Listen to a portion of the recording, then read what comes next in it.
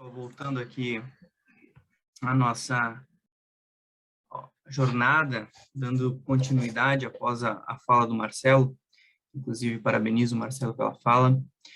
Eu vou rapidamente introduzir aqui, apresentando, na verdade, o professor Marcos, que dispensa apresentações, mas por questões de formalidade, e vá que alguma pessoa também não conheça, irei apresentá-lo. Pois bem, o professor Marcos, ele foi Visiting Scholar em seu estágio de pós-doutorado na Pontifícia Universidade Gregoriana em Roma, onde, obviamente, também fez o seu pós-doutorado. Ele é professor adjunto e pesquisador vinculado ao Departamento de Direito Público e Filosofia do Direito da Faculdade de Direito da URGS, a Universidade Federal do Rio Grande do Sul. Ele é doutor e mestre pela USP, Universidade de São Paulo, graduado também em Direito pela Pontifícia Universidade Católica do Rio Grande do Sul, a PUC-RS. Ele é líder do grupo de pesquisa CNPq Lógica Deôntica, Linguagem e Direito, e tem como áreas de abrangência a filosofia do direito, a lógica deôntica, escolástica ibérica e colonial dos séculos XVI e XVII.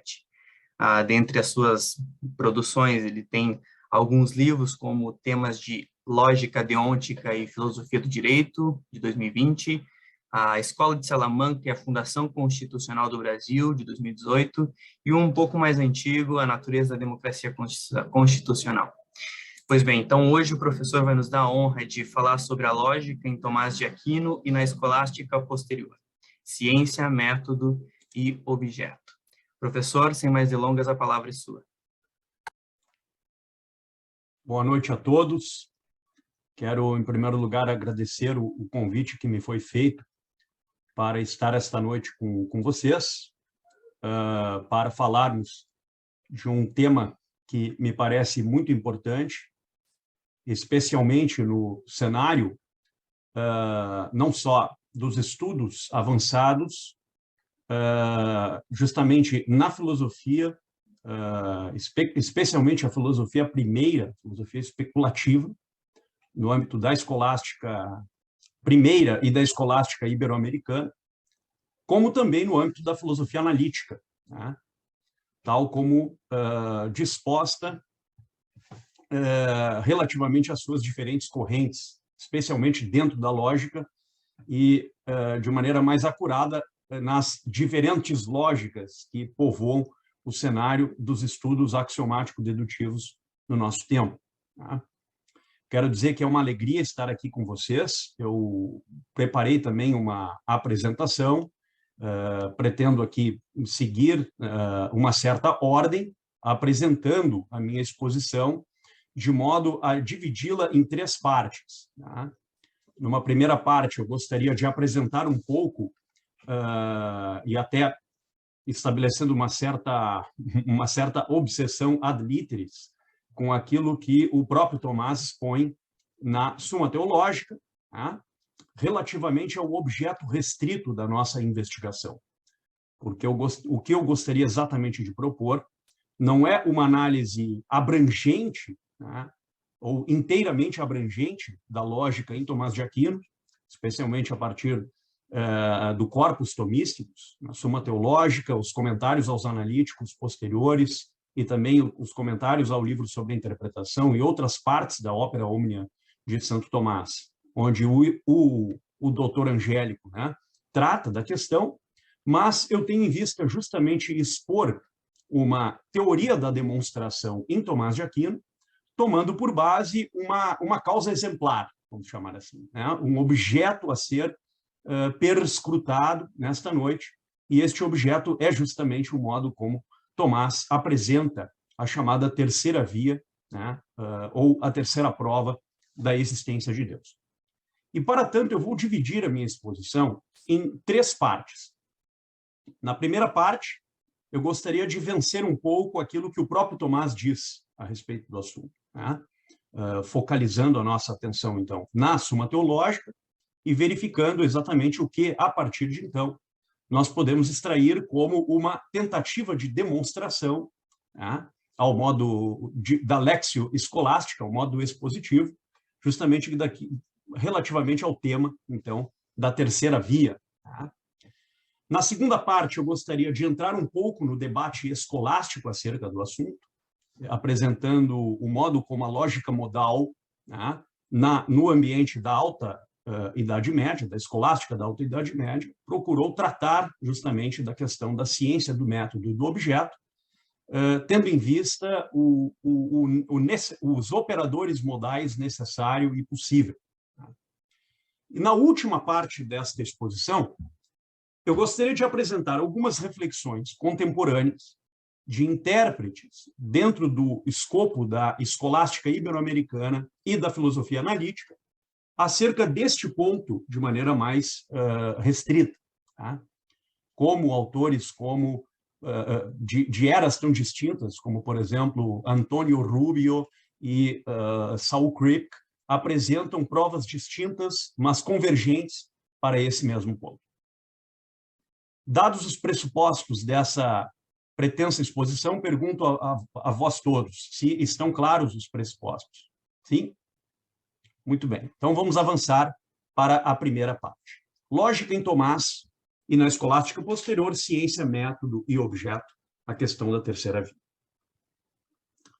Existe uma chave interpretativa presente em muitos escolásticos, quando comentam Aristóteles, especialmente os analíticos primeiros e também os posteriores, qual seja o fato de que toda ciência supõe um caminho mediante o qual, partindo-se de certos princípios, tende-se a conclusões necessárias, mas contingentes no que diz respeito ao tratamento de um objeto, relativamente a um método mediante o qual há uma cursão, isto é, partindo de certos princípios necessários, tende-se a demonstrar um determinado objeto que pode ser contingente ou pode ser universal.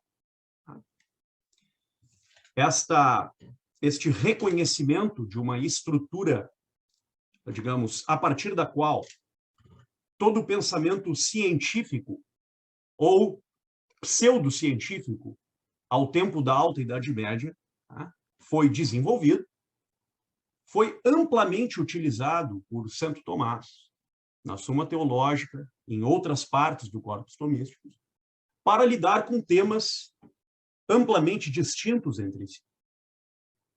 Como, por exemplo, a temática dos princípios e causas da física, ou temas envolvendo os atos humanos, a intencionalidade e a causa final dos atos humanos.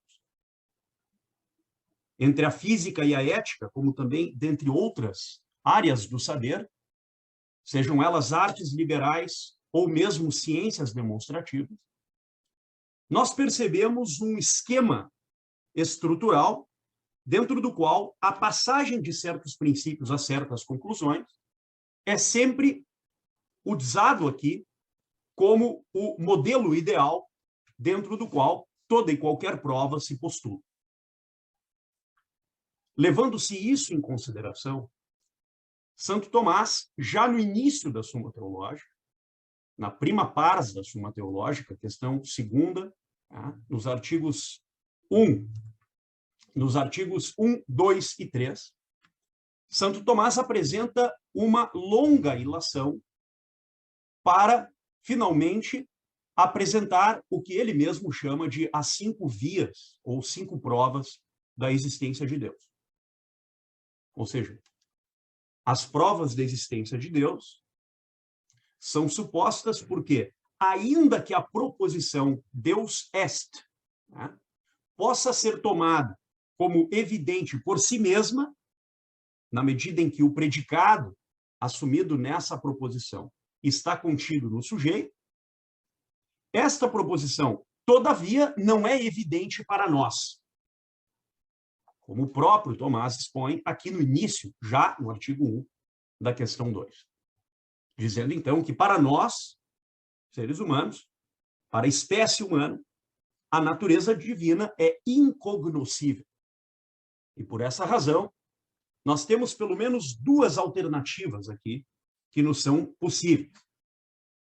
Uma primeira alternativa seria, caso a existência de Deus fosse para nós evidente, partirmos desse princípio postulativo primeiro, no qual Deus é evidente, para demonstrar ao modo de conclusão certas proposições necessárias, imediatas, certas e seguras, como proposições decorrentes necessariamente desta primeira proposição. O que é o que ocorreria caso pudéssemos fazer isso, o que não é possível, mediante um primeiro tipo, uma primeira classe de demonstração, que Santo Tomás chama de propter quid. Tá?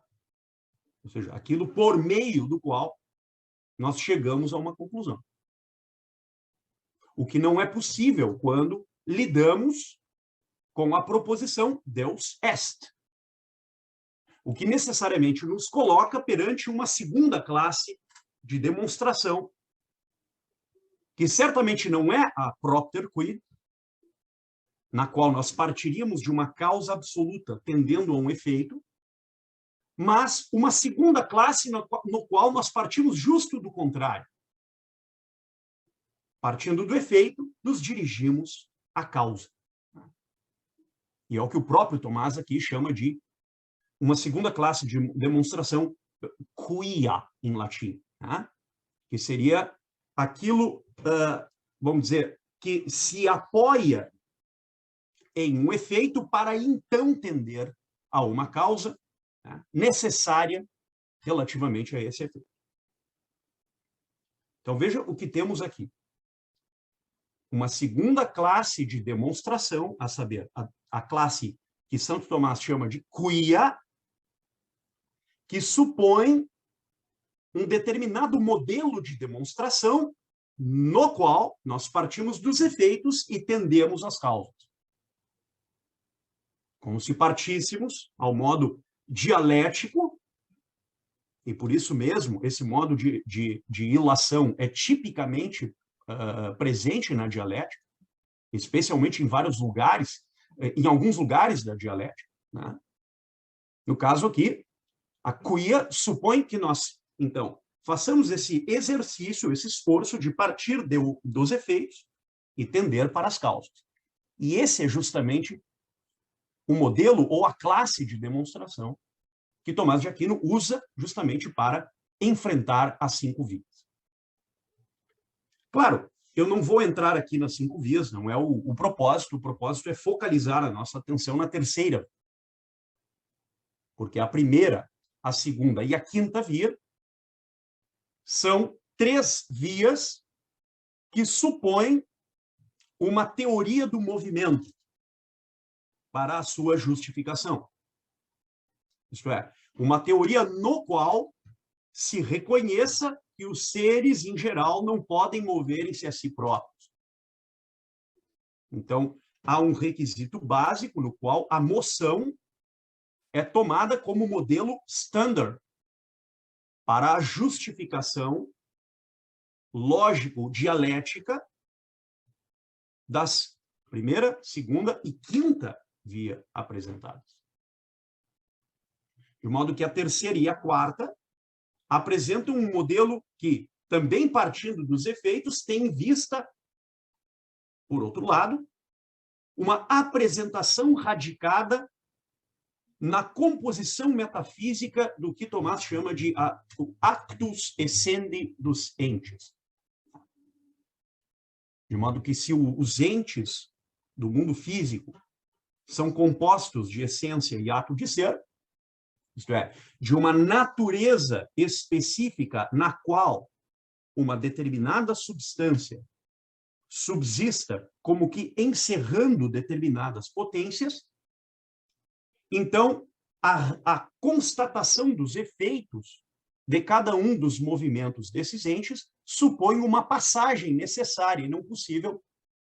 Então, logo, se conheça os efeitos desses entes, a passagem necessária da potência ao ato, mediante o hábito, ou seja, a constatação do ato de ser dos entes como tais.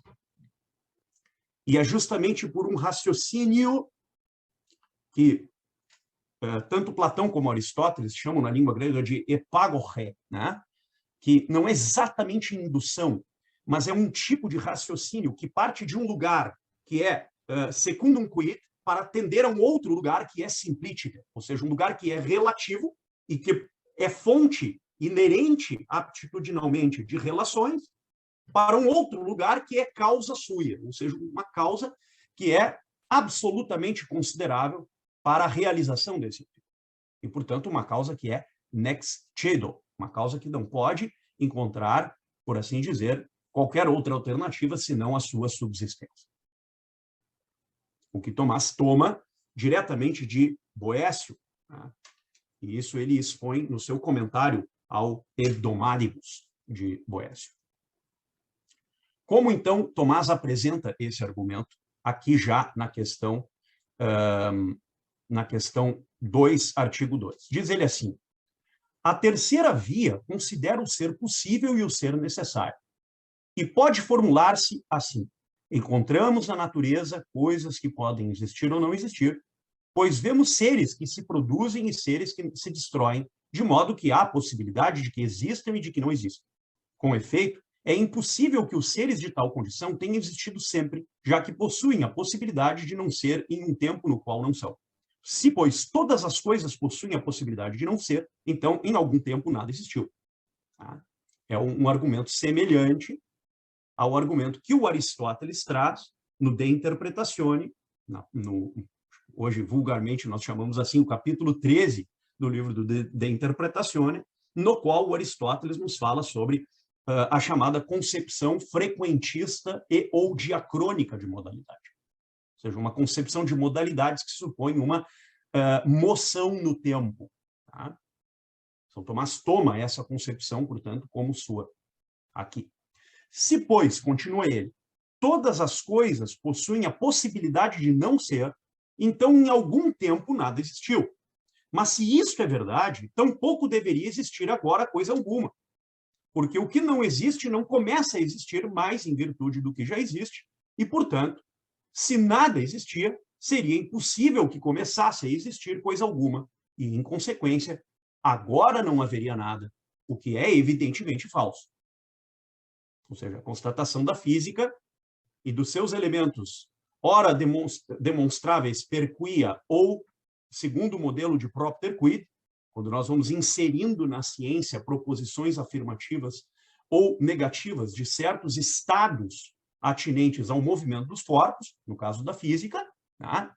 Então, segundo isso, seria evidentemente falso afirmar isso que Santo Tomás está postulando. Logo, nem todos os seres são possíveis ou contingentes, senão que entre eles, diz ele, forçosamente é necessário que subsista algum que seja necessário. Então, é necessário que exista algo anterior à mera possibilidade e, portanto, ao mero efeito de uma causa. Porque se nós fôssemos ao modo ad infinitum, tá? Requerendo sempre um primeiro princípio, nós chegaríamos ao ponto de negar, inclusive, aqueles princípios indemonstráveis que para nós são evidentes, necessariamente, para todo e qualquer raciocínio, como expõe o próprio Aristóteles no início dos analíticos posteriores, quando diz que, por exemplo, o princípio de não contradição, como o princípio de identidade, tá? E outros tantos princípios, como todo é maior que a parte na geometria analítica, os axiomas euclidianos, né? E também o princípio do terceiro excluído, dentre outros, são também princípios indemonstráveis, evidentes, certos, imediatos, seguros e apreendidos de maneira imediata pelo entendimento. Tá? Entendendo-se aqui entendimento não como a potência da alma, chamada potência intelectiva, mas o entendimento tomado como primeira virtude intelectual, que é conditio sine qua non para a sabedoria e também para a episteme ou a ciência. Tá? Lembremos lá das 5 virtudes intelectuais: o entendimento, a sabedoria, a ciência, a prudência e a arte. Tá? Então, o entendimento seria, nesse sentido, aquele hábito intelectual dos primeiros princípios especulativos que nos leva, né, como disse o próprio Tomás, per se notum, a captar de maneira imediata esses princípios em qualquer operação intelectual. Tá? Bem, E aí continua Tomás para determinar o seguinte: o necessário ou tem razão de necessidade em si mesmo, ou não a tem. Se sua necessidade depende de outro, como não é possível, segundo já vimos ao tratar das causas eficientes, aceitar uma série indefinida de coisas necessárias é imperioso, que exista algo que seja necessário por si mesmo e que não tenha fora de si a causa de sua necessidade. Porque se nós formos ad infinitum, tá, e argumentarmos, como Duns Scotus, que o ente primeiro da metafísica é o ente infinito, então a própria infinitude, por definição, será uma propriedade disjuntiva convertível desse ente segundo a sua modalidade, a saber, a modalidade necessária. Voltamos ao primeiro princípio, sempre em qualquer situação postulativa nesse sentido. Ora na lógica, ora na metafísica. Tá? E aí continua ele, senão que seja causa da necessidade dos demais, ao qual todos chamamos Deus. Tá?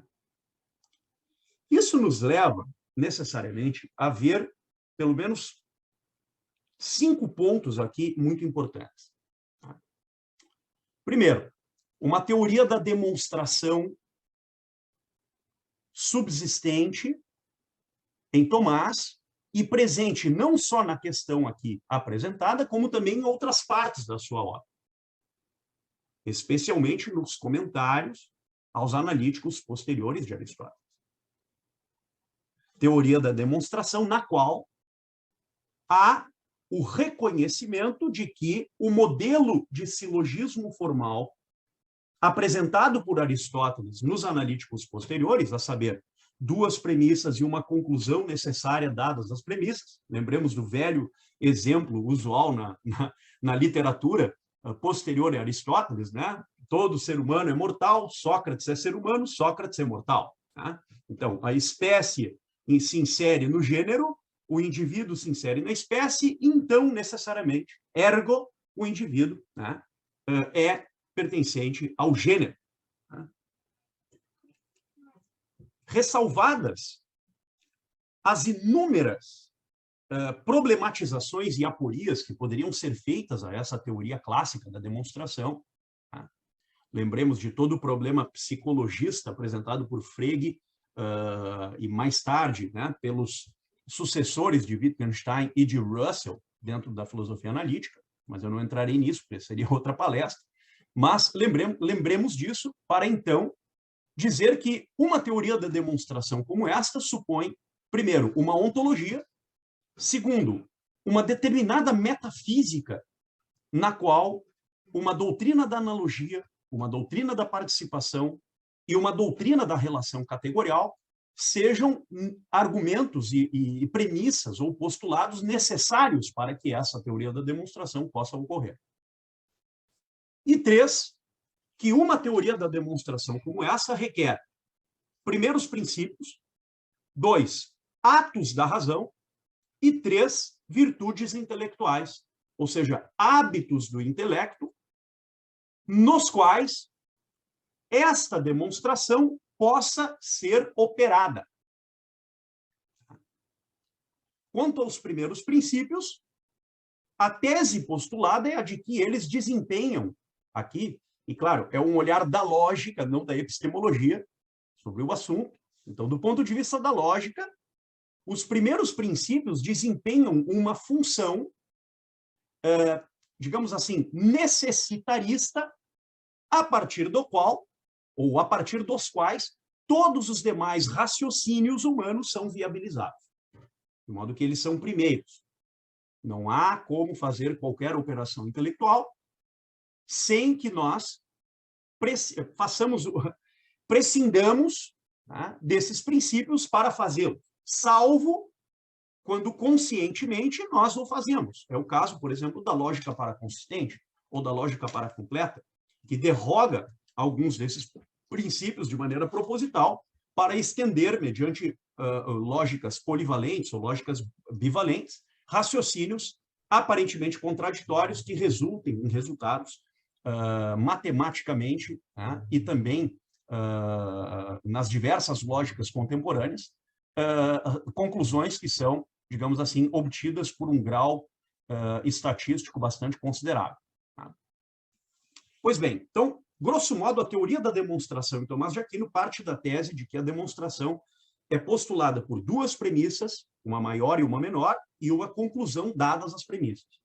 E que essa demonstração não poderá ser feita salvo se ela estiver, ao modo dedutivo, como que ancorada em primeiros princípios anteriores, indemonstráveis e evidentes por si mesmos para o intelecto, para que, então, o intelecto possa operar de modo a chegar em certas conclusões.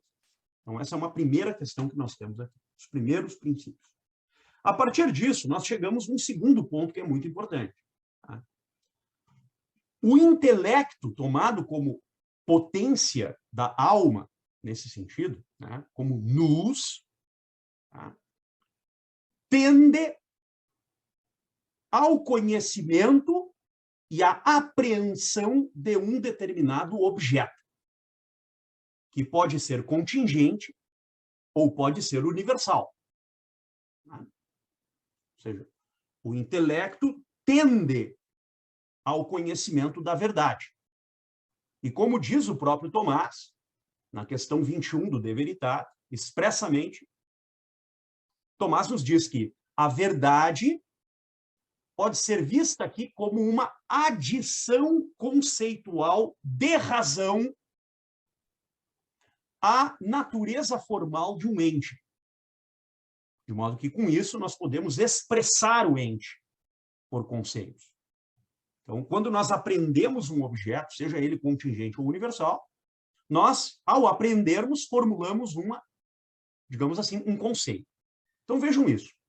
Quando nós falamos que o intelecto tende ao conhecimento de um objeto, nós supomos que ele está como que determinado operativamente para captar esse objeto e apreendê-lo. E essa operação é o que os escolásticos chamavam de ratio.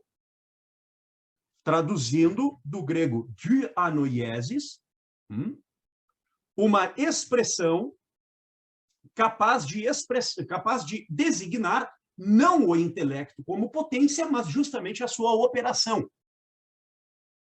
que é tomada aqui como razão. De modo que esta operação intelectual que nós chamamos de razão, que pode ser dividida em três tipos, eu não vou entrar no caso, a razão especulativa, a razão prática e a razão produtiva, a techné. Mas vamos deixar isso de lado, porque senão isso demoraria muito tempo, não é o foco. O foco é uma única operação intelectual, que é a especulativa. Tá? A ratio speculativa. Então, o que é a razão especulativa tomada aqui como operação intelectual destinada ao conhecimento dos objetos contingentes, no caso da ciência, universais, no caso da sabedoria? Para ver isso, nós temos que ver como a razão opera ao modo de indústria. Tá?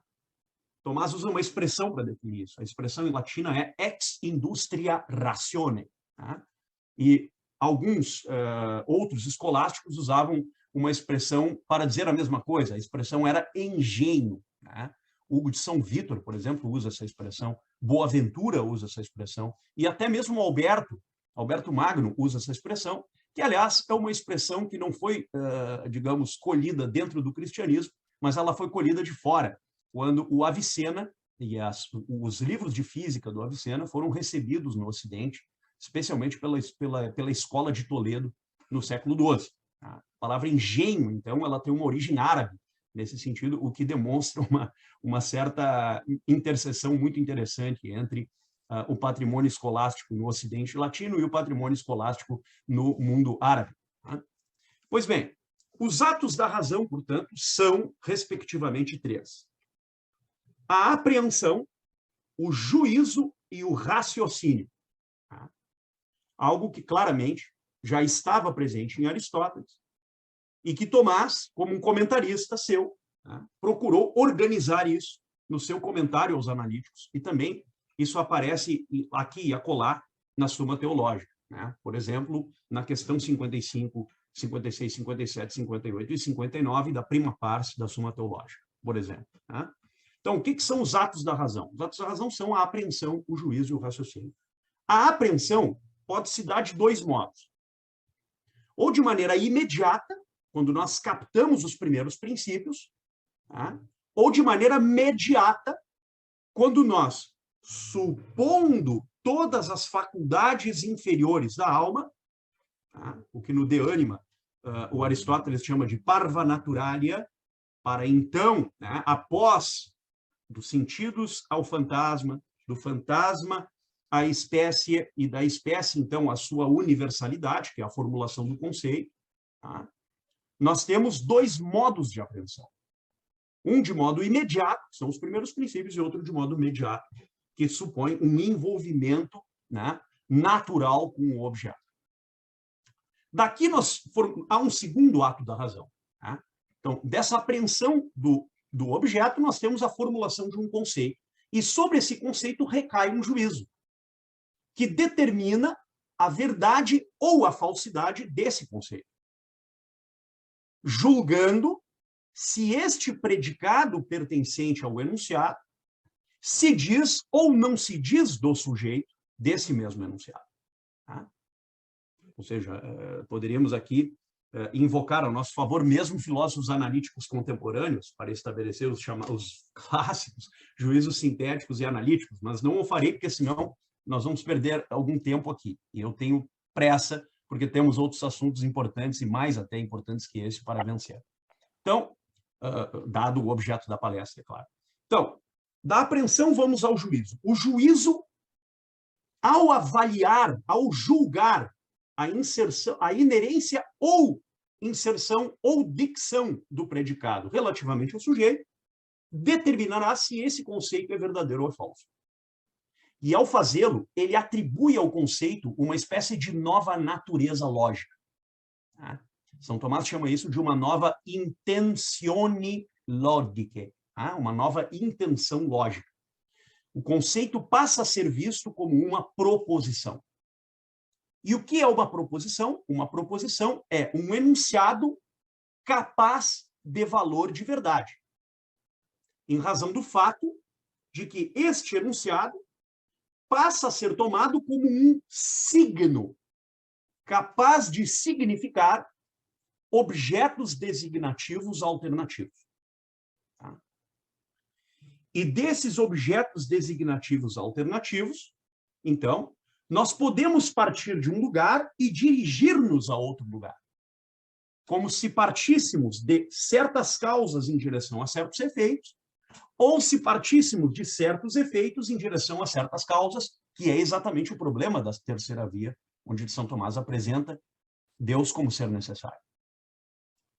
De modo que, se os atos da razão postulativos aqui nos apresentam este itinerário, então, como nós veremos, como nós somos impelidos a ver isto dentro das virtudes intelectuais mais especiais, que tenham atinência à necessidade, a saber, o entendimento, que capta necessariamente os primeiros princípios, a sabedoria, que parte de princípios universais e tende a conclusões universais, constituindo para isso uma ciência muito especial, chamada ciência das primeiras causas, ou a metafísica, e não à toa a metafísica é chamada ciência da sabedoria, ou a episteme, quando, mediante o hábito intelectual, partimos de certos princípios a outros princípios atinentes ao objeto particular e então concluímos, mediante proposições, afirmações ou negações sobre um objeto contingente.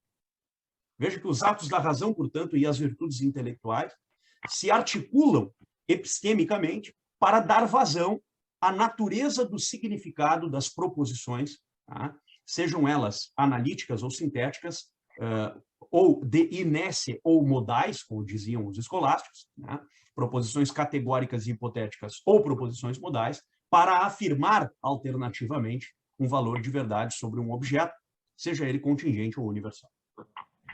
De modo que disso, portanto, e aqui eu encerro a primeira parte, nós temos dois modos mediante os quais o saber se coloca. Segundo Tomás, e isso está presente na segunda e na terceira lectio dos comentários de Tomás aos analíticos posteriores. Ou nós sabemos por causa, e aqui a posição é prioritária do intelecto, dado que o intelecto capta, apreende de modo imediato os primeiros princípios. E o que significa que esses princípios são evidentes? Significa que o predicado do enunciado desses princípios está contido no sujeito desses mesmos princípios. De modo que os princípios, então, são causas. E, portanto, são, como diz o Aristóteles, indemonstráveis, evidentes, imediatos, certos, seguros e, a palavra mágica, necessários. Tá? Ou o saber se dá pelo efeito, quando, então, a razão, a operação intelectual, não a potência, mas a operação, é reivindicada para, então, mediante a demonstração, tá? Ou seja, quando o predicado não está contido necessariamente no sujeito, e quando, portanto, o objeto não é evidente para nós, que é o caso de Deus, como disse São Tomás, então é necessária uma ciência na qual a relação da causa com o efeito e a participação simplícita do efeito na causa sejam demonstrados mediante um silogismo formal ou demonstrativo. A questão é que, quando nós falamos em possibilidade e necessidade, há uma enorme dificuldade de lidar com isso. Porque o modelo standard da demonstração, em Tomás e também em Aristóteles, está apresentado para dar vazão a proposições categóricas. De modo que, quando nós lidamos com proposições modais, nós enfrentamos não a impossibilidade de provar apodicticamente, de modo demonstrativo causal, né, argumentos modais. Não é isso. Mas nós enfrentamos maior dificuldade porque outros atributos e outras propriedades adjacentes aos enunciados e às proposições modais são aqui reivindicados para fortalecer, digamos, o modelo standard de significação daquela proposição. De modo que, quando nós lidamos com operadores aléticos, o nível de dificuldade sobe, porque outros atributos intermédios entre maior apresentação axiomática de graus de evidência, ora, de um outro lado, níveis correspondentes de credibilidade, porque ocorre mais na dialética do que na lógica simbólica ou formal, no caso da lógica clássica, né, aparecem de maneira mais característica. Eu ousei aqui, né, fazer um esquema ao modo de uma tabela, né, tal como o Aristóteles nos traz no De Interpretatione, quando ele fala sobre os argumentos modais. Né? E aqui nós postulamos tanto as oposições contraditórias como as oposições contrárias, né? Supondo que A supõe necessidade, I possibilidade, E impossibilidade e O contingência. Né? Então, é necessário A, logo, não é possível não A. Se algo é necessário, então o seu argumento subalterno é a possibilidade, de modo que não é necessário não há, logo é possível há. De modo que tudo que é necessário, então é possível. Tá? Mas veja que, quando nós olhamos para as contrárias e as contraditórias, no caso, o impossível e o contingente, nós percebemos que proposições contraditórias não podem ter o mesmo valor de verdade. De modo que, se algo é necessário, tá, jamais será contingente. No sentido de que, se A é necessário, A não poderá não ser necessário em algum tempo possível. Ou o possível jamais será, digamos, jamais possuirá o mesmo valor de verdade que o impossível. De modo que, se não é necessário não há, é necessário não há, não são argumentos conciliáveis. De modo que um, necessariamente, né, exclui o valor de verdade do outro. O que não acontece quando nós lidamos com proposições contrárias, como o necessário e o impossível, né? Que não podem ser verdadeiros entre si, embora possam ser falsos simultaneamente, e nos subalternos, o possível e o contingente poderão ser falsos entre si, mas jamais serão verdadeiros entre si. Tá? Veja que, aliás, jamais serão falsos entre si, podendo ser verdadeiros entre si. Desculpe. Tá? De modo, então, que para resolver a questão atinente à terceira via de Santo Tomás, e aqui eu já vou me dirigindo à parte final da minha exposição, nós precisamos partir de um lugar que é colocado pelo Aristóteles, né, no livro da Física, também nos Analíticos, de algum modo, e também, né, no livro sobre a interpretação, a saber, o de que se A é necessário, então A é possível, parece demonstrável por definição dentro da tabela modal. Mas se nós partirmos do contrário, ou seja, se possível, então é necessário, a pergunta é, nós poderíamos provar isto dentro da tabela de oposições modais de acordo com a lógica de Aristóteles? E a resposta é não. E se não é, como a escolástica resolveu esse assunto? E com que tipo de demonstração conta Santo Tomás para lidar com essa segunda classe que ele chama quia, a saber, na qual nós, partindo dos efeitos, tendemos às causas necessárias. Como se dá essa prova no âmbito da lógica modal, na escolástica barroca e no interno da filosofia analítica? Claro que eu não vou explicar de maneira exaustiva tudo isso, porque seria impossível. Eu vou me valer de 3 autores, tá? 4, na verdade, cada um dos quais desses tempos correspondentes. Tá? E, para tanto, eu vou partir de uma afirmação do Aristóteles que será para nós muito importante nesse sentido. A correspondência entre a proposição e o objeto supõe que, em Aristóteles, isso sou eu dizendo, tá? A proposição científica condiz com o gênero dentro do qual esteja inserida. De maneira que, se a ciência é acerca do universal e necessário, as proposições científicas serão universais, eternas e incorruptíveis. Claro, nós devemos fazer exceção à chamada eternidade do mundo, que é um tema que povoou o imaginário medieval e que aqui encontraria resistência. Então, eu vou deixar de lado propositadamente esse tema, tá? Para focar no objeto da nossa contenda. De acordo com esta tese, as proposições da ciência deveriam ser verdadeiras em todo momento, necessárias por definição. Mas como poderiam ser sempre verdadeiras se os objetos com os quais a ciência lida são contingentes? Como articular a contingência do mundo presente com a invariabilidade das proposições científicas? Então, em outras palavras, a nossa pergunta é: Deus est é uma proposição científica? Tá? Ou não? Como nós podemos, pela lógica modal, tentar diminuir o espaço de ausência de incerteza ou, ao contrário, de ausência de certeza que nós temos relativamente a esta proposição máxima, Deus est? Como poderíamos lidar com essa questão? Eu lanço aqui algumas alternativas. Uma primeira alternativa está na própria escolástica posterior a Tomás, na obra do grande William of Ockham, a lógica de termos de Guilherme de Ockham. E na lógica de termos, o Guilherme de Ockham nos fala sobre os 2 modos de atualidade do intelecto, segundo ele, né? Os 2 tipos de atos do intelecto.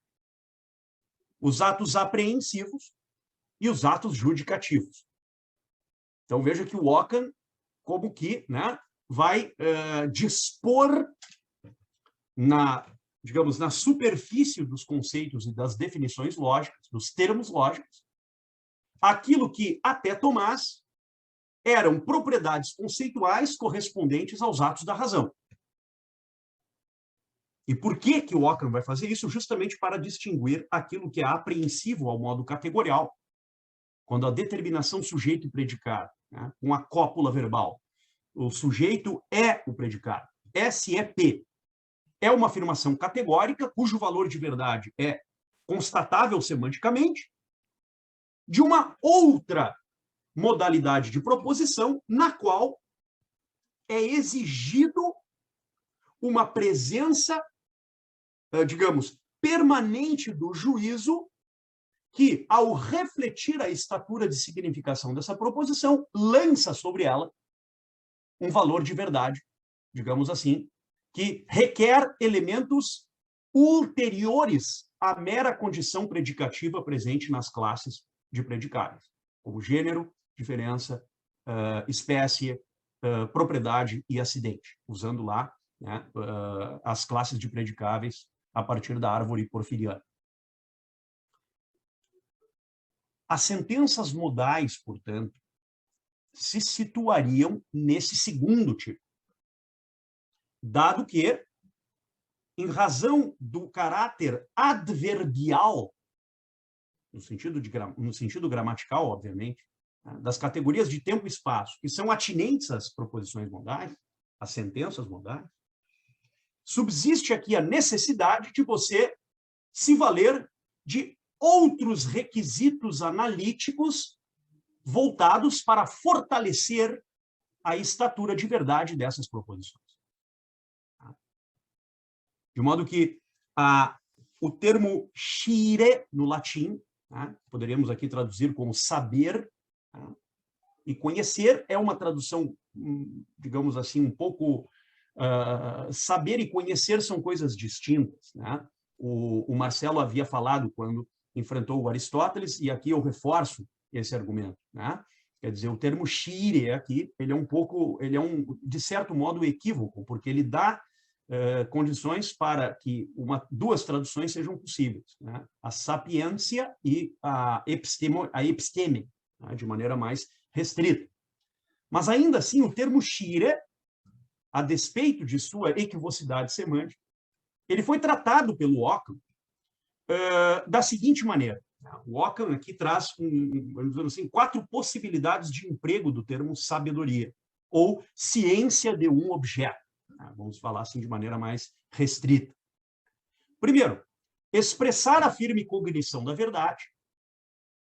É o problema do nome e da eleição do nome. 2, evidente cognição da verdade. Então, a evidência não do termo, mas da operação intelectual que capta o termo e a sua condição formal, né, como espécie inteligida, expressa e universal no intelecto. 3, evidente cognição da verdade necessária. Veja o aditivo.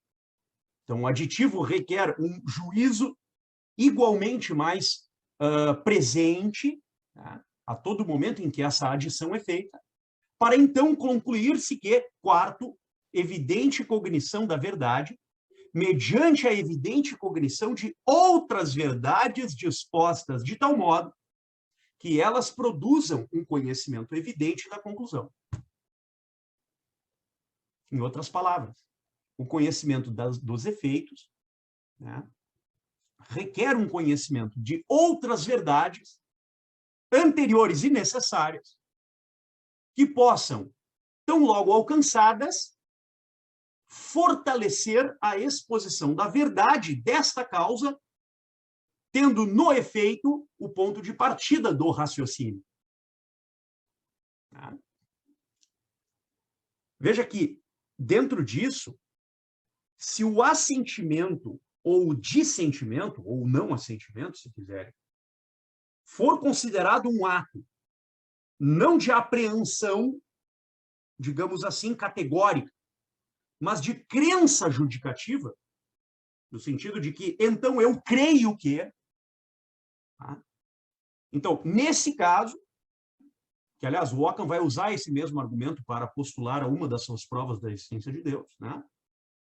O mesmo autor observa que o conceito de conhecimento poderia ser lembrado como implicando o princípio axiomático de que, se conheço, então creio. Quer dizer, por exemplo, se P... Eu coloco aqui uma fórmula que é padrão na lógica epistêmica, né? Se P conhece A, então P crê que A. Tá? Aqui, nessa parte aqui da apresentação. Como isso foi recebido na escolástica barroca? Pois bem, isso foi recebido na escolástica barroca de uma forma que, claro, exigiria de mim aqui uma investigação muito mais profunda e uma apresentação muito mais exaustiva desta que eu farei aqui, mas, grosso modo, eu diria que, na escolástica barroca, você tem já, no século XVI, um aperfeiçoamento da chamada lógica de predicados. E, por incrível que isso possa parecer, são dois autores do Novo Mundo que o fazem. Dois autores da Nueva Espanha. Então, vamos chamá-los de escolásticos ibero-americanos. Porque ambos não são espanhóis, mas que migraram para o México. Um jesuíta e outro da Ordem de Santo Agostinho. Antônio Rubio, que escreve um tratado chamado A Lógica Mexicana, que faremos uma tradução muito breve, se tudo der certo, e o Frei Alonso de Veracruz, que escreve um outro tratado sobre a dialética do Aristóteles, chamado Recognitio Sumularum. O que ambos trazem nos seus tratados de lógica? Ambos trazem uma primitiva lógica de quantificação de predicados. Algo que se tornará usual no finalzinho do século XIX, início do século XX, especialmente com a lógica de Gottlob Frege, que, dentro de um contexto no qual a lógica matemática já avançava o sinal da aritmética e da álgebra para atingir em cheio o coração da lógica, Frege, então, estabelece ao modo definitivo uma lógica de quantificação de predicados que será decisiva para o avanço da lógica de predicados de primeira e segunda ordem. Mas o início dessa lógica de quantificação não está no Frege, está na escolástica barroca, especialmente com Antônio Rubio nesse tratado. E ali o Rubio já nos deixa claro sobre o papel que os operadores todo e algum, o que hoje nós chamaríamos para todo, ou existe ao menos um, é a quantificação quando toma não o sujeito e a proposição formada por uma composição ao modo de cópula entre sujeito e predicado, tal como ocorre na lógica de Aristóteles e tal como ocorre na lógica escolástica, mas nós tomamos, por outro lado, não o sujeito, mas o predicado como objeto central da formação das sentenças e do encadeamento lógico dessas sentenças. Então, nós como que ampliamos ao modo de conjunto, todos os objetos inseridos dentro deste predicado são necessária e não possivelmente, salvo uma determinação expressa de uma quantificação existencial, nesse caso, são todos inseridos no conjunto dos mundos possíveis alternativos, que são quantificáveis em razão desse predicado. De modo que nós diríamos, existe para todo ser humano, para toda classe de mortais, existe ao menos um ser humano que, se for mortal, então é necessariamente pertencente ao gênero animal. Por exemplo, poderíamos dizer assim. Ou poderíamos usar o indivíduo e a espécie, como Aristóteles usou. Para toda a classe dos mortais, existe uma classe desta classe de mortais chamada ser humano. Existe ao menos um indivíduo, que é chamado Sócrates. E se todo indivíduo pertencer à classe da espécie chamada ser humano, logo, o indivíduo designado com o nome de Sócrates será necessária e não possivelmente ser humano. Veja que uma lógica de quantificação de predicados alterna significativamente o modo de expor os raciocínios e amplificar o raio semântico presente nas sentenças, no caso modais, quando nós lidamos com possibilidade e necessidade. Na filosofia analítica, isso parece bastante claro. né? Principalmente pelas diferentes lógicas taléticas que se desenvolveram a partir da lógica de Frege e da lógica de Rudolf Carnap, especialmente, né? Que ampliou a lógica modal-alética ao fazer a velha e clássica distinção na filosofia analítica entre os atributos proposicionais e os operadores aléticos, né? Mas eu gostaria de chamar a atenção para a obra de um pensador inserido dentro da filosofia analítica, que é o Saul Crick, com a chamada teoria dos designadores rígidos, no seu clássico, né, na sua clássica teoria da necessidade, né, onde ele postula justamente uma teoria na qual, em linguagem, né, ou ao modo de existência, então as modalidades de dicto ou de ré, demoraria muito tempo para explicar isso, eu já estou com o horário bem apertado, então já vou me dirigindo ao final, mas dentro da filosofia analítica, nós poderíamos, então, lidar com o designador rígido, supondo a escolha de um objeto, né, que seria sempre o mesmo em todos os mundos possíveis, nos quais esse objeto possa ser postulado.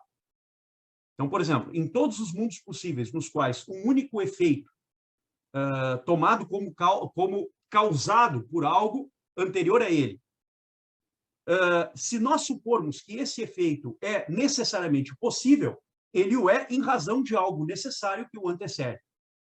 Logo, se ele o é, então o algo necessário que o antecede pode ser tomado numa lógica standard de quantificação de predicados de dois modos. Tá? Ou seja, dentro daquilo que a gente chamaria aqui das orações de identidade e de propriedade, a grosso modo. Então, nós diríamos assim, que se isso é uma possibilidade na lógica modal, e o é, tanto o Crick como outros provaram isso, né, axiomaticamente. Então, toda descoberta X em um mundo possível N resulta em um avanço significativo, a saber, a descoberta de uma verdade necessária em N, sem somente ser duas possibilidades. Então, essa descoberta é a descoberta do efeito.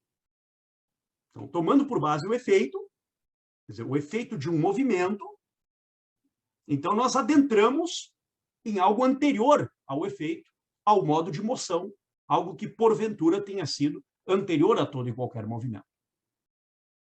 Como mostrar isso dentro da lógica modal alética contemporânea? Claro, dentro de um sistema clássico de lógica modal alética, né?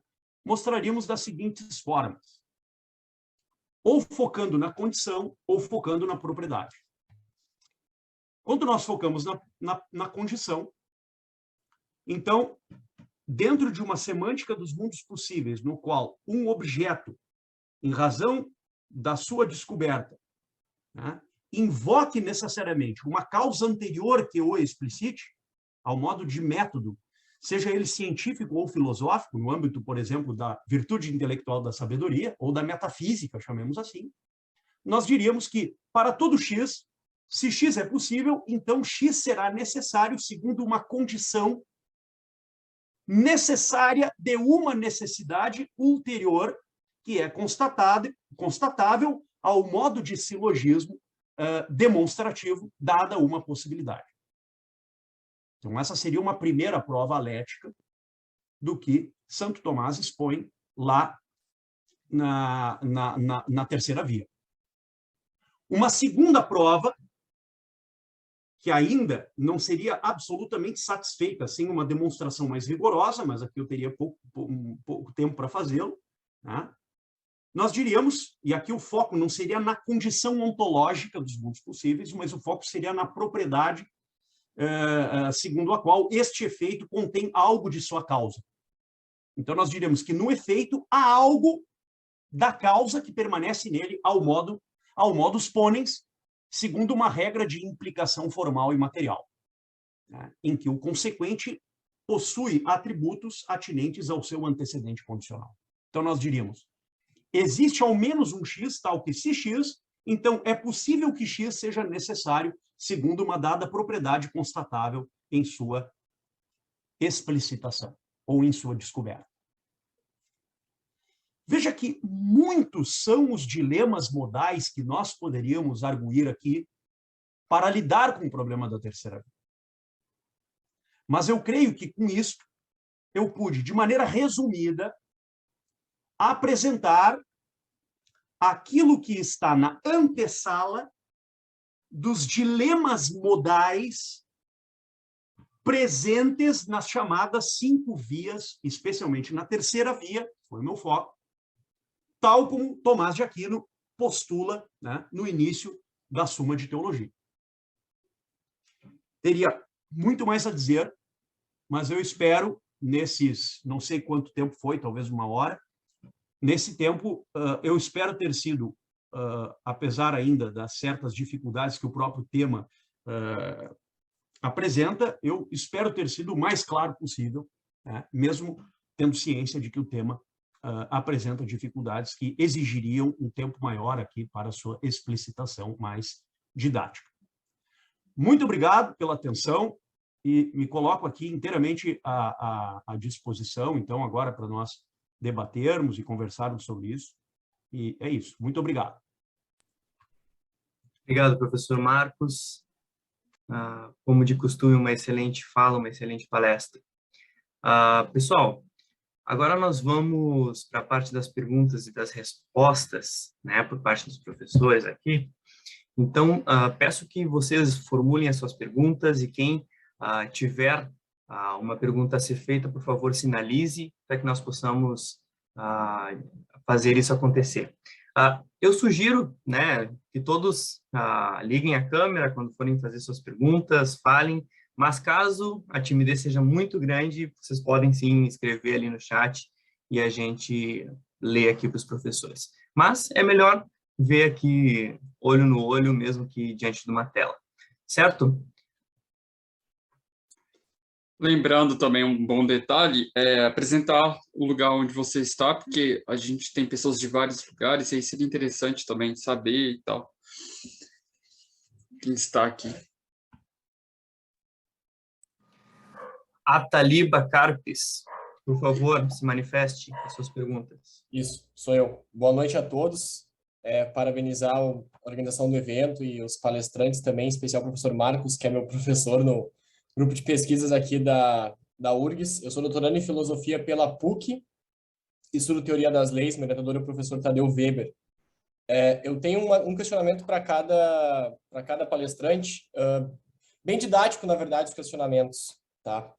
Para o primeiro, para o professor Marcelo, é o seguinte: eu gostei da expressão que ele utilizou, epistemologia das virtudes. Eu não havia visto previamente essa expressão, pelo menos nos termos que ele colocou. Eu queria, se ele pudesse explanar um pouquinho mais, que pese não foi o principal argumento dele na exposição, o que ele quis dizer com essa expressão.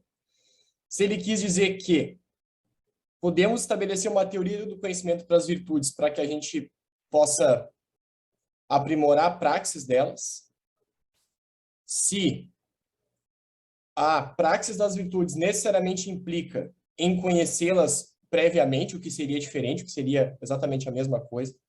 E no momento que ele mencionou a questão da diferença entre Platão e Aristóteles nesse sentido, da questão de simplesmente saber já era uma questão de prática virtuosa, e para Aristóteles seria um pouquinho diferente, até onde ele identifica que Sócrates e, consequentemente, Platão não aceitariam tu ter o conhecimento da virtude especificamente e não praticá-la. Ou seja, até onde Aristóteles meramente fez um recorte metodológico ou até onde ele de fato pensava diferente. Essa para o Marcelo. E o professor Boeira, bem específico também, ele tratou bem no início disso, uma possível diferenciação entre o que se entende por teoria da demonstração e teoria do conhecimento. Até coincidentemente, hoje aqui no doutorado, enfim, que eu faço aqui na PUC, o professor Roberto Pir, acho que alguns conhecem aqui, estava falando sobre epistemologia, Tomás de Aquino, e passando para Duns Scotus, enfim, e ele falou dessa questão em Tomás de Aquino da demonstração. Se a teoria da demonstração seria uma ramificação da teoria do conhecimento, da epistemologia de modo geral, ou ela é eminentemente algo diferente. Mais uma vez, obrigado, e eu falo de Porto Alegre.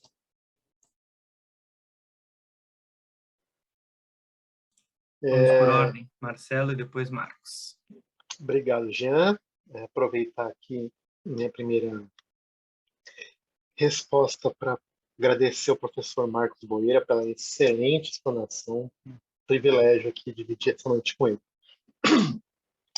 Então, Ataliba, obrigado pelas questões. Então, deixa eu começar aqui por uma questão bem localizada, né?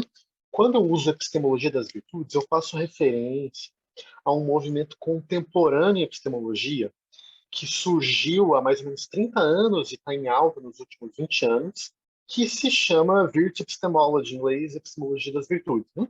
Ou seja, quando a gente olha para a epistemologia contemporânea praticada hoje, existem diversas abordagens, diversos problemas e questões que são estudadas. E uma dessas abordagens que ganhou bastante proeminência nos últimos 20 anos é chamada de epistemologia das virtudes. Mesmo deixando um pouco Aristóteles de lado e olhando para a filosofia contemporânea, é bastante difícil a gente encontrar uma teoria, ou tema, ou estrutura central que unifica os diversos epistemólogos que trabalham hoje em dia a partir da epistemologia. Existem diversas abordagens, diversos caminhos metodológicos, diversas ênfases, né? E a gente acabou se criando esse guarda-chuva que se chama, em inglês, Virtue Epistemology, em português a gente normalmente traduz por epistemologia das virtudes. Mas, mesmo sendo difícil encontrar um núcleo comum que organize esses diversos pensadores, se é possível a gente encontrar um mínimo denominador comum, seria o seguinte, que há uma mudança de foco no locus avaliativo epistêmico. Ou seja, enquanto outras abordagens focam em proposições, pega uma sentença com valor de verdade e tenta se verificar se aquela sentença é ou não é conhecimento, etc. Especialmente depois de Gettier, os epistemólogos da virtude, eles focam nas virtudes, né? Daí os nomes mudam, alguns chamamos de competências, habilidades, capacidades do intelecto, que tornam os agentes mais ou menos propensos em adquirir conhecimento. Existem duas correntes principais dentro da epistemologia das virtudes. Vou usar os termos em inglês porque eles são mais comuns. Existem os reliabilists e os responsibilists. Alguma tradução seria os confiabilistas e os responsabilistas. O que é interessante é que, embora eles divirjam em muitas coisas, os confiabilistas e os responsabilistas, ambos alegam ter como patrono Aristóteles, né? Ou seja, assim, a sua fonte de inspiração teórica, primeiro Aristóteles. E olha, a literatura é bem polêmica até que ponto os contemporâneos eles se aproximam ou não de Aristóteles. Um autor que faz essa comparação muito bem é o David Bronstein. Ele estuda muito Aristóteles, mas ele conhece muito de epistemologia contemporânea, então ele tem alguns trabalhos em que ele faz a comparação e a conclusão dele é ambígua. É claro que existem algumas aproximações, mas existem algumas divergências bem importantes em como Aristóteles e os epistemólogos da virtude concebem virtudes intelectuais e como eles concebem mais particularmente a relação entre virtude intelectual e conhecimento. Então, quando eu usei a expressão que Aristóteles é um epistemólogo das virtudes, eu quis dizer algumas coisas. Primeiro, então, que eu quis fazer esse tipo de tributo que toda a discussão contemporânea em epistemologia das virtudes deve algo a Aristóteles, embora haja diferenças bem significativas. Por exemplo, né, eu tentei falar disso rapidamente, mas uma concepção antropológica e metafísica importante para Aristóteles é a divisão da alma em certas partes. E a maioria dos epistemólogos contemporâneos não trabalham com essa noção de uma alma dividida em partes. Não é algo que interessa ou que eles concebem, dada a ciência contemporânea, etc, etc. Né? E tem outras diferenças importantes também. Mas, de todo modo, é um certo tributo. Agora, em relação ao que eu quero dizer quando eu digo é possível sim de dizer que, em alguma medida, Aristóteles é um epistemólogo das virtudes. Simplesmente, é uma afirmação que eu espero simples. Ou seja, de que, na epistemologia aristotélica, as virtudes intelectuais desempenham um papel relevante. Ou seja, não dá para entender o que Aristóteles pensa sobre investigação científica, sobre os diferentes estados cognitivos, sem entender como ele concebe as virtudes intelectuais e o papel que elas desempenham. O Aristóteles não fala muito assim sobre a estrutura das virtudes intelectuais. A gente tem um pouquinho lá no livro 6 da Ética Nicômaco e aqui a acolá, mas não é um tema que ele desenvolve assim no funcionamento. Dar-se a entender que elas têm um processo semelhante às virtudes morais, em termos de que elas também se desenvolvem por habituação, de que elas são competências adquiridas, elas não são natas, assim como as virtudes morais precisam ser desenvolvidas, as intelectuais também e tal. Mas ele não fala tanto para a gente. A gente vai capturando aqui a colar um pouco do sentido. Então, é um pouco disso que eu quis dizer com essa expressão. Sobre sua pergunta, assim, como que um platônico, ou como Platão, como Sócrates, responderia à provocação, à alegação aristotélica de que virtude não é episteme, ela é exis? Bom, é um bom exercício filosófico. Tem vários comentadores que fazem isso mesmo, né? Então, tem vários elementos aí, mas para ser curto e não me alongar muito, é importante que o seguinte, que a concepção de virtude, ela depende, em certa medida, da concepção metafísica do cosmos e da realidade. Então, por exemplo, para Platão, a gente sabe, bom, apesar que qualquer tese de Platão é contestável, mas assim, pelo menos as teses mais tradicionalmente aceitas, de que há uma divisão na realidade, né, entre as formas ideais e o mundo sensível, etc. Para Platão, essa divisão é fundamental. E episteme, propriamente dito, só se atribui às formas imutáveis. Não é possível atribuir episteme a uma entidade do mundo natural. Então, para ele, exatamente, essa atribuição de episteme é um tipo de contemplação ativa dessas formas. Não é meramente entendi. É um exercício contemplativo ativo no qual o ser humano, inclusive, ao contemplar essas formas ideais, ele, de alguma forma, adquire algo dessas formas. Então, como Pierre Hadot defende, eu tendo a concordar, toda a filosofia antiga, no fundo, ela tinha um projeto moral de transformação humana.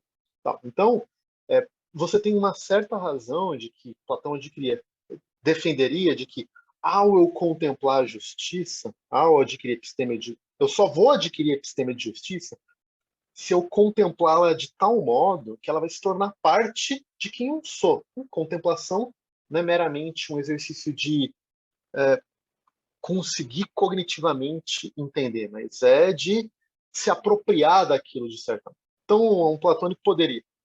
Aristóteles, ele vai ter uma concepção das formas bem diferente daquela do seu mestre Platão, e pedagogicamente ele divide as áreas, né? Conhecimento prático, conhecimento teórico. Ele vai falar, bom, desculpa, Platão, mas entender, ter episteme, no sentido que ele trabalha, claro, vai falar, não torna alguém moralmente bom. Entender a justiça não te torna justo. Você precisa adquirir a rexis, né? Que é a competência moral que tem tais e tais características. É um outro passo. Mas, se um geômetra adquire episteme da geometria, ele se torna um geômetra. Então, é diferente. Mas é claro que um platonista ele rejeitaria isso porque ele tem uma concepção da realidade um pouco diferente do aristotélico. Obrigado. Boa pergunta, Thalita. Senhor Marcos? Bom, em primeiro lugar, eu quero também, primeiro, assim, abraçar o Marcelo, dizer que eu gostei muito da exposição dele e também muito dessa resposta última que ele forneceu ao Otaliba. E, de algum modo, ela se articula com esta minha propositura de responder a questão na seguinte direção, né? De que, no mundo antigo, vamos chamar assim, via de regra e geral, né, os comentaristas do Aristóteles costumavam usar a dialética como aquela arte liberal dentro da qual se distinguiam duas disciplinas específicas, né? uma disciplina específica era voltada justamente para o estudo dos lugares e, portanto, para os gêneros correspondentes às categorias e aos predicáveis, e de que modo nós poderíamos estabelecer raciocínios que tendessem a juízos prováveis e conclusões prováveis ou mais prováveis, partindo de certos lugares. E esse é o tema da dialética própria e adequadamente falando. E uma outra parte dentro da dialética, na qual nós lidaríamos com raciocínios que são capazes de postular conclusões certas e seguras acerca de determinados objetos do conhecimento. E é para essa segunda parte que, supostamente, segundo alguns comentaristas do Aristóteles, como Boécio, por exemplo, o próprio Aristóteles teria, digamos assim, chamado isto de a sua teoria da demonstração ou a sua teoria da ciência. Muito bem. Dentro disso, a pergunta passa a ser, então, aquela que você traz. Demonstração e raciocínio são a mesma coisa ou não são a mesma coisa? Primeiro ponto. E 2, qual é exatamente a área do saber que se articula com isso de modo mais íntimo? Existem pelo menos 3 maneiras de responder à primeira questão. Uma primeira maneira de responder a questão supõe que os raciocínios e a demonstração são a mesma coisa. Segundo essa tendência, a demonstração sempre seria uma expressão fidedigna de um raciocínio operado segundo determinadas leis axiomáticas. É uma tendência que, do meu ponto de vista, é equivocada, porque ela não condiz exatamente com aquilo que o Aristóteles nos traz nos analíticos, posteriores, sobretudo, quando o próprio Aristóteles nos fala sobre o caráter de necessidade das proposições afirmativas, relativamente à ousia, ao que o Aristóteles chamava de substância, e que nem sempre coincide com o que no verbo grego, no infinitivo, torreinai, nós chamamos de ser.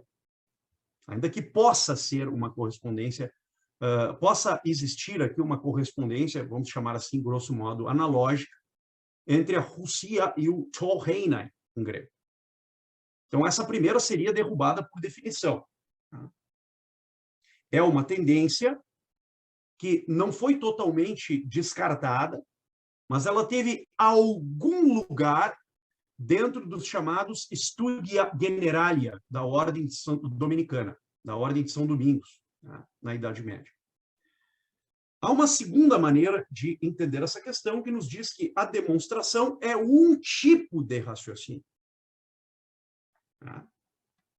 E sobre essa, nós diríamos, bom, essa afirmação é parcialmente correta, porque ainda que a demonstração exponha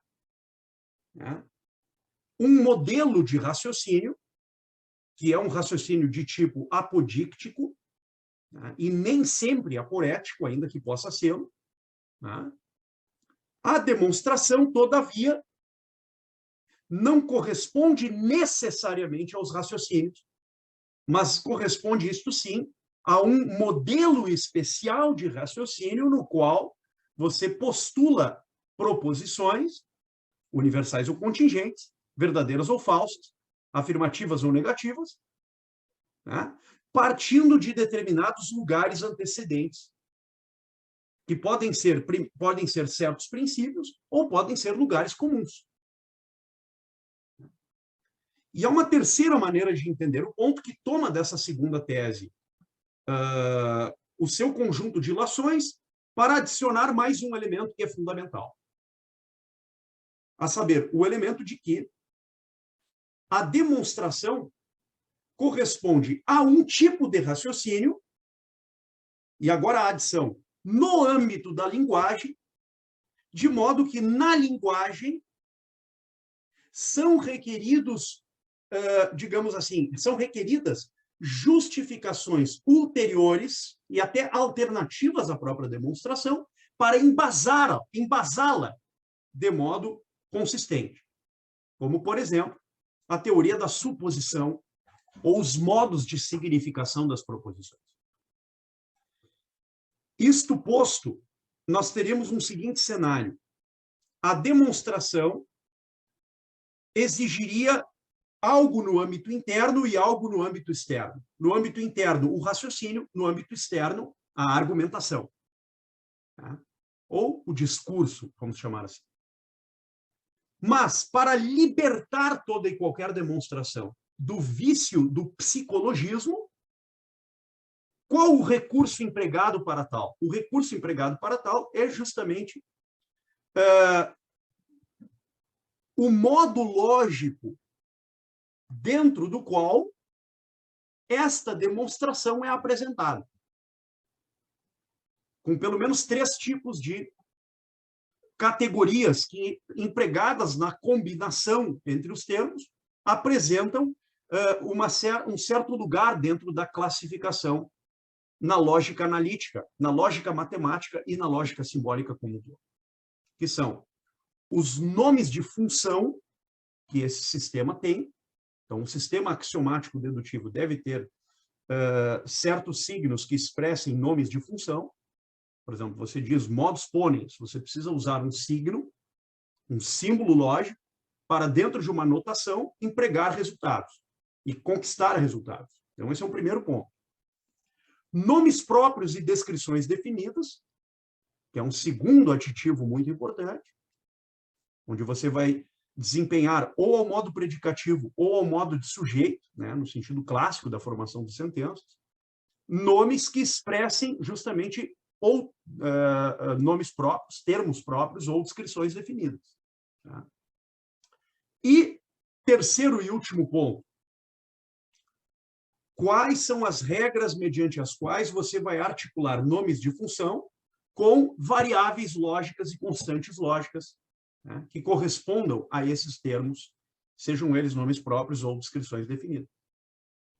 E, a partir disso, se constata que é necessária, além da linguagem objeto apresentada, uma metalinguagem, uma espécie de metafísica descritiva, que exponha as razões necessárias mediante as quais nós empregamos determinados itens linguísticos segundo certas intenções lógicas. Isso não está tão presente no mundo escolástico, não está nem um pouco presente em Aristóteles, mas está presente dentro do âmbito da filosofia analítica. Então, veja, há 3 maneiras de entender o modo como demonstração pode ser dito dentro de uma teoria do conhecimento. No sentido clássico, chamaríamos isso de gnoseologia, e atualmente chamaríamos isso de uma epistemologia contemporânea, né, nas suas diferentes ramificações. Cada um dos quais apresentando dilemas específicos. Tá? O assunto é longo, mas eu creio que, em resumo, seria mais ou menos isso, Ataliba. Tá? Depois até a gente pode desenvolver melhor essas noções, né, especialmente a partir da leitura do Lukasiewicz, que nós vamos fazer, que será a nossa próxima leitura lá no grupo.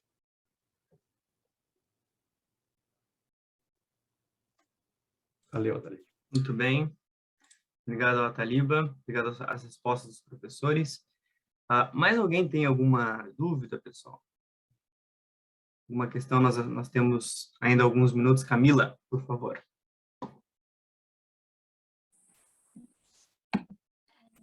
Meu nome é Camila, eu falo de Vila Velha, Espírito Santo. Primeiro, cumprimentar os professores, excelente exposição de ambos. Eu queria fazer uma pergunta, que talvez foge um pouco da exposição do professor Marcos Boeira, e aí depois eu vou deixar em aberto, caso ele queira comentar algo a partir de Tomás de Aquino. Bom, mais para o professor Marcelo, eu queria que ele explicasse um pouco assim, o que ele compreende a partir do conceito de frônesis em Aristóteles. De que forma? Porque assim, alguns comentadores trabalham o conceito numa tradução que giraria em torno de sabedoria ou racionalidade prática, né? Que já é um conceito que tenta trazer a teoria para uma aplicação mais voltada à prática. Eu queria que ele dissesse de que forma, por exemplo, tentando trazer para um diálogo mais com a fé cristã, de que forma a frônesis aristotélica contribui para a maneira como o cristão lida com a sabedoria no contexto da vida da igreja ou da vida cristã prática, especialmente quando a gente sai da esfera do conhecimento meramente teórico, e aí a gente pode fazer uma aplicação disso como conhecimento doutrinário, né, de dogmas e doutrinas da fé cristã, para uma vivência mais prática no contexto da comunidade de fé. Porque, assim, eu gosto muito de Agostinho, então é inevitável fazer essas correlações do conceito de ideias platônicas e aristotélicas com os escritos de Agostinho, porque me parece que, especialmente em Agostinho, existe uma preocupação muito grande que a fé cristã seja encarnada, por assim dizer, na vida prática, né? E assim, de que forma você acha que esse conceito de frônesis pode contribuir com a vivência mais prática mesmo da igreja cristã, independente das suas divergências ou diferenças doutrinárias, né? E aí, se o Marcos entender que dá para fazer alguma ponte com o Tomás de Aquino a partir dessa pergunta, fica à vontade. Oi, Camila, boa noite. Bom, a sua pergunta, assim, acho que quase um tratado de uma vida, né, para a gente pensar. Eu digitei aqui no chat uma filósofa que chama Jennifer Frey, que é católica romana, ela é muito ligada ao Instituto Thomista em Chicago, e ela é professora de filosofia na Universidade de North Carolina, eu acho. Ela é super ativa no Twitter. Ela tem um podcast que chama Sacred and Profane, Sagrado e Profano. É ótima, né? E ela trabalha muito sobre frônesis. Não é o tema principal, mas ela discute muito. E tem um volume que ela é editora, que está para sair esse ano, pela Oxford University Press, em que vai tratar de frônesis. O volume inteiro, eu não lembro como ela traduziu, acho que é racionalidade prática, de fato, né? Então, só uma sugestão aí de uma autora contemporânea da tradição católica tomista que trabalha muito com esse tema. E vale a pena dar uma olhada, né? Então, o volume vai ser um editável, ela é editora daqueles que vão ter, sei lá, 40 capítulos, cada um de um autor, que vai explorar isso a partir de vários anos. Eu estou contando os dias para ser publicado, para olhar o preço e chorar. Mais ou menos isso. E ver alguma universidade aí que compra para a gente. Bom, mas vamos lá, sua questão é ótima, mas muito ampla, então eu estou pensando aqui como que eu vou recortar. Mas então, primeiro assim, como que eu entendo o uso aristotélico de frônesis? Isso também é um tema polêmico, mas eu vou tentar ser breve, pelo menos no que eu entendo. Então, assim, eu não entro em debate de tradução, se é prudência, sabedoria prática, né? Depende um pouco da tradição. Normalmente, tradição medieval, os medievalistas traduzem mais com prudência, tal, mas isso varia. Para mim, é um pouco indiferente. Prudência pode ser uma boa tradução, sabedoria prática também. Mas por que ela é uma virtude, das virtudes intelectuais, é uma das que Aristóteles mais discute? Exatamente porque ela faz parte da definição aristotélica de virtudes morais. Então, isso já quebra um mito que alguns falam de Aristóteles, que eu acho uma bobagem, que Aristóteles divorcia completamente a vida moral da vida intelectual. Isso já é falso, porque uma das virtudes intelectuais, que é a frônesis, ela é parte da definição aristotélica de virtude moral. Então, para Aristóteles, a virtude moral ela requer frônesis. E isso ajuda a gente a entender um pouco o que ele quer dizer com frônesis. Vale a pena lembrar que, quando Aristóteles está explicando o que são as virtudes morais, justiça, coragem, temperança, generosidade, né? Um elemento importante que ele enfatiza e que permaneceu quase toda a tradição que discute virtude, até McIntyre e outros, é que a virtude ela é um tipo de ponto médio entre dois extremos, certo? Então, toda virtude ela tem dois vícios correspondentes na construção aristotélica. Então, se você pega a coragem, tem um vício do exagero e o vício da falta. Isso para qualquer virtude. Você pode pensar, o que tem a coragem em excesso, isso é um vício, é aquela pessoa que não raciocina em nenhuma situação se vale a pena ou não correr os riscos. E a pessoa que tem a falta da coragem é o covarde, né? Que mesmo quando tem uma situação importante, relevante, de pessoas que ele deveria, de alguma forma, se arriscar por um bem maior, o medo ou a covardia o impede de realizar aquele ato que envolve algum risco. Eu estou reduzindo, eu sei que tem muitas discussões. Mas qual que é o ponto? O ponto é que não existe um modo de eu escrever um tratado para fixar o ponto médio. Não tem como. Esse ponto médio é um médio relativo. E esse médio relativo, ele depende muito de cada situação. Então, não tem como eu escrever um livro que vai falar assim, se for de crianças a 0 a 11 anos, você deve se arriscar, mas de 12 não precisa se arriscar tanto. É meio nonsense eu tentar criar uma lista de regras completamente fixa que ajude a pessoa a compreender o que significa coragem em cada situação determinada. O que eu preciso? Eu preciso da frônesis, que é exatamente essa competência de, em cada situação específica, em cada contexto da vida, eu ser capaz de julgar as várias circunstâncias relevantes que estão presentes naquela situação e, a partir desse julgamento prático, tomar a decisão mais adequada e realizar a ação mais adequada. Então, um modo um pouco mais organizado de colocar isso é que a frônesis, ela vai, por um lado, ela vai me ajudar a estabelecer os fins específicos de uma ação no seu contexto. Ou seja, eu estou aqui num contexto que vamos supor, né, tem essas coisas de filme. Então, você está lá e, de repente, ao mesmo tempo, uma criança começa a rolar na escada e um idoso vai ser atropelado por um carro. Você tem que tomar uma decisão de qual dos dois você deve agir para salvar. Então, a finalidade específica desse momento, qual o fim mais importante, a frônesis te ajuda a determinar. E também ela vai te ajudar e vai te capacitar a determinar os meios adequados para realizar o fim que você se propôs neste momento específico, certo? Então, o que tem a sabedoria prática, o frônimos, ele vai ser capaz de perceber, dadas as circunstâncias, a materialidade, o espaço, etc., o que é mais adequado eu fazer e como que eu vou executar bem a ação que eu tenho que executar.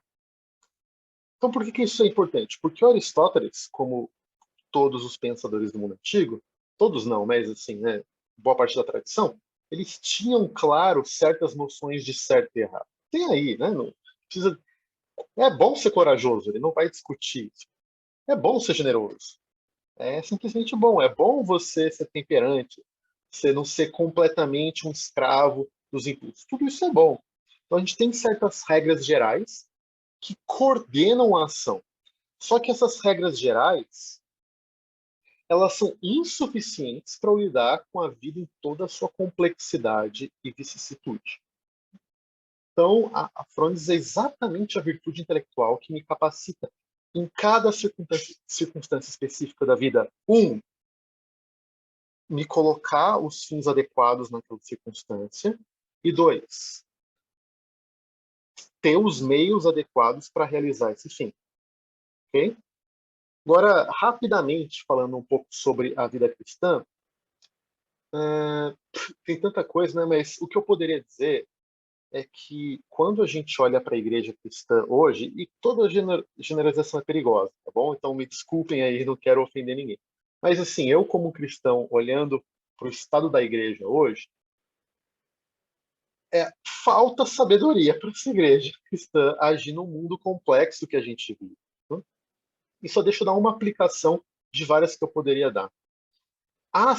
Em certos segmentos da igreja, não todos, há uma ênfase no que eu chamaria assim, de decisionismo. Do tipo assim, você tem que decidir hoje que você vai ser uma pessoa de coragem. Você vai decidir hoje que você, sei lá, vai largar o seu vício na bebida. Você tem que decidir hoje que você vai gastar mais tempo lendo as escrituras.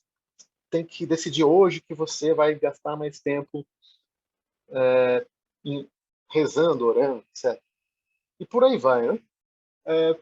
Eu acho que, claro, nós precisamos fazer decisões importantes na nossa vida. E decisão é um elemento importante. Mas essa ênfase no decisionismo, ou você tem que perdoar aquele que te fez mal, como diz a oração do Senhor, a gente precisa perdoar.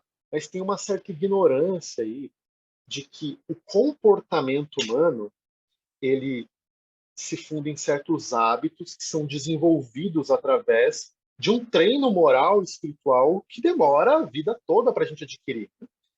Então, há um certo curto-circuito entre eu tomei decisão, eu sou incapaz de viver de acordo com essa decisão, me sinto culpado, eu tomo uma decisão mais forte, sou incapaz de novo de conviver com essa decisão, ou de viver os princípios que eu decidi, e fico em culpa, e as pessoas deixam de lado o cultivo lento, progressivo, que depende da infusão na vida da igreja, na participação dos sacramentos, na participação da vida comum,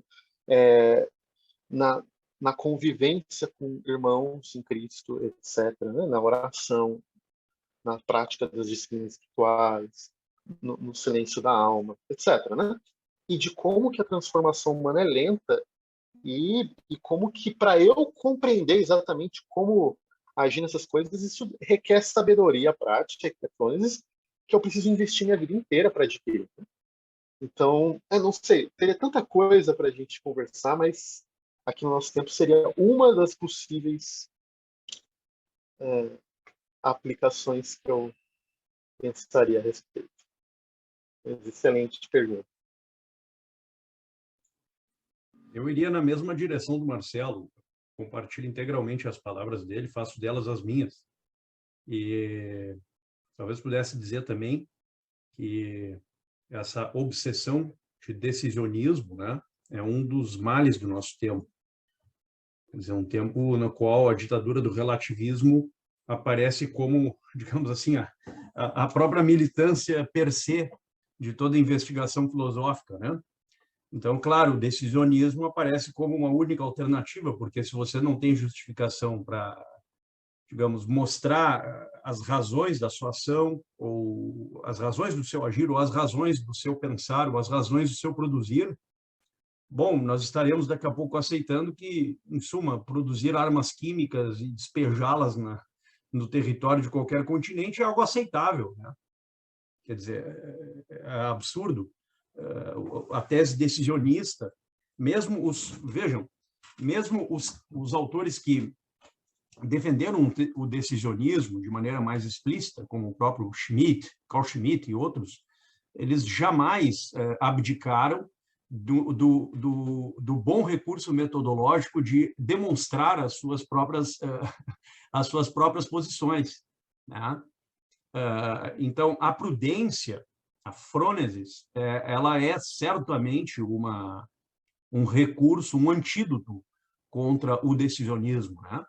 E contra também, por outro lado, a acrasia e também outros vícios da alma que nos impedem de, pela fortaleza, ou seja, corajosamente, postular as verdades da fé, né? Claro, com racionalidade, sempre perseguindo uma certa estatura de universalidade nos nossos argumentos, né? Mas que quando não são possíveis, então você postula a verdade, né? E a verdade é Cristo. Simples assim. Pois bem, mas é necessário dizer, a frônesis, o próprio Aristóteles, no livro 6º da Ética Nicômaco, diz, né, isso, quer dizer, a frônesis é uma virtude arquitetônica dos atos humanos, né? Quer dizer, o que a frônesis faz? Ela, de alguma forma, ela arquiteta uma forma de vida. Tá? Uma forma de vida na qual você habitua-se intelectual e moralmente a agir tendo em vista o termo médio das ações. Tá? Termo médio que nos apetites, tá, se tornam eles próprios outras virtudes, como que decorrentes da própria prudência. Então, por exemplo, quando a prudência orienta a concupiscência, por exemplo, ela o faz viabilizando o hábito, né, agora sim, prático-moral, de uma virtude que tempera a concupiscência, a temperança, né? E na ira, o mesmo com a coragem, com a fortaleza, né? Sempre evitando o excesso e a falta. O excesso e a falta correspondem, respectivamente, à ausência e à aparência de bem. E a virtude da prudência dirige os apetites, né? Ora pela temperança na concupiscência, ora pela fortaleza na ira, ao seu bem correspondente, né? Perseguindo sempre os bens básicos em acordo à hierarquização das potências humanas da alma.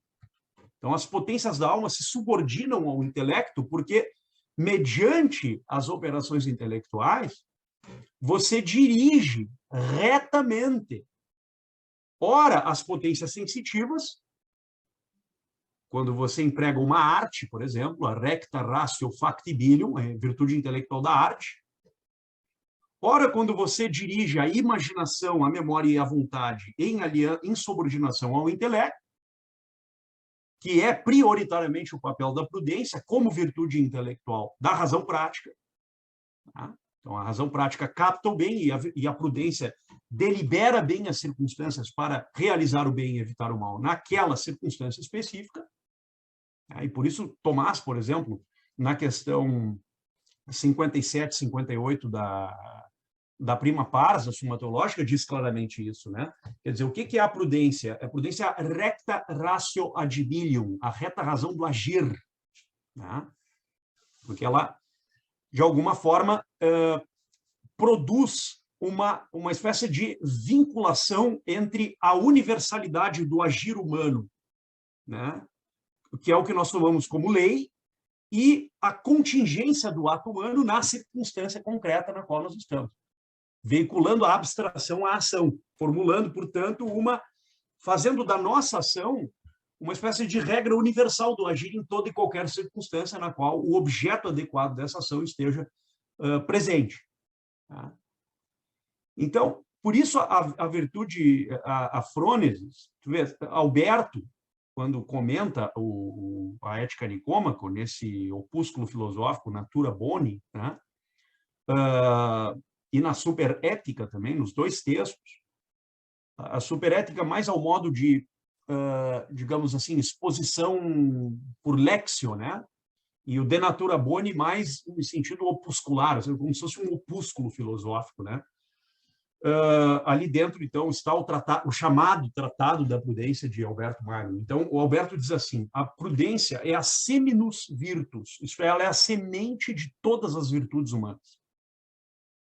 Porque você não desempenha bem, ao modo habitual, as outras virtudes morais, as virtudes intelectuais, ainda que você possa fazê-lo. Por exemplo, um sujeito pode ser um gênio especulativo e um idiota moral, isso é possível, né? Mas se o sujeito for prudente, né, tendo o mesmo grau, digamos assim, de ciência que tem um idiota moral, ele será necessariamente mais inteligente. E não contingentemente. Tá?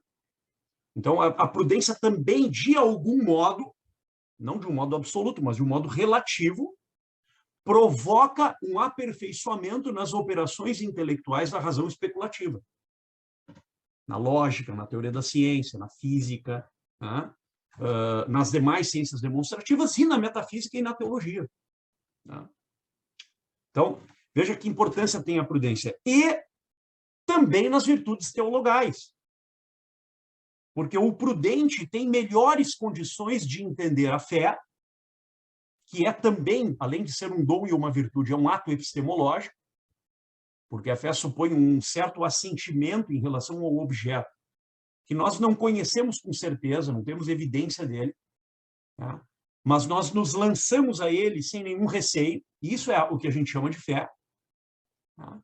E também na esperança, porque o prudente é capaz de... Isso é uma parte potencial da prudência, né? A previdência, tá?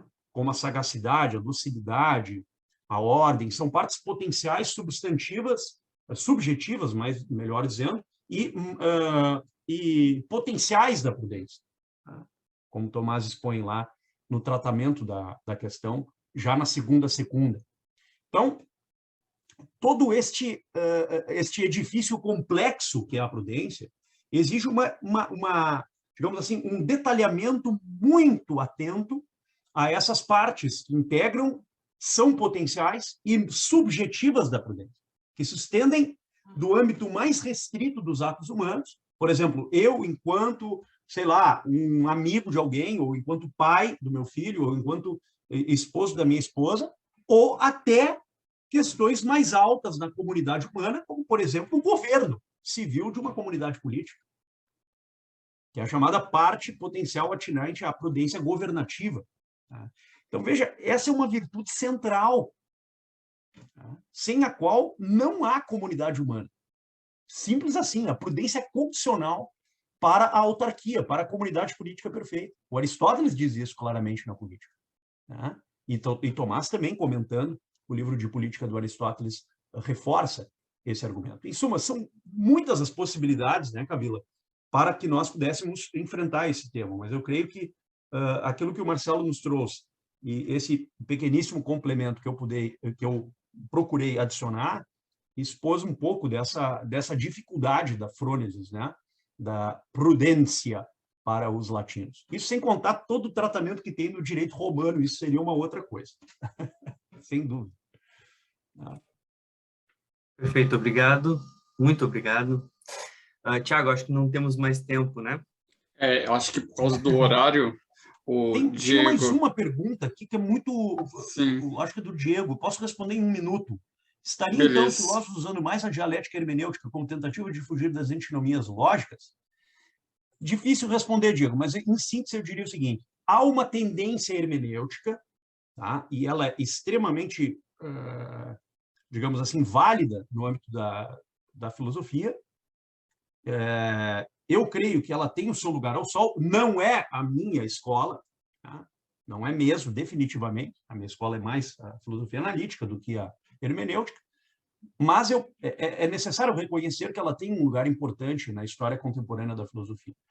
Se há ou não ali, sei lá, um método que é selecionado propositadamente para fugir dos problemas lógicos subjacentes a essa mesma linha de argumentação, aí teria que ver caso a caso, né? Não é uma pergunta tão fácil, a gente teria que entrar em cada autor para ver se há ou não essa covardia. Eu, sinceramente, não seria capaz de fazê-lo, porque não domino assim, o circuito hermenêutico, não é o meu chão, como se diz, tá? É isso. Excelente, Marcos. Eu vou concluir agora, né, por causa do horário, mas eu agradeço aos palestrantes, Marcelo, Marcos, pela disponibilidade e pela excelente exposição, e por ter disponibilizado isso para a gente, né? Bom, agradeço também aos participantes, espero que o Senhor esteja com vocês, Deus abençoe cada um à noite, e amanhã a gente tem as outras exposições com as meninas, e participem aí também com a gente, e divulguem, né? Até amanhã, pessoal, Deus abençoe. Deus abençoe Boa noite a todos. Foi uma honra, uma alegria. Valeu, gente. Um grande abraço, Marcelo.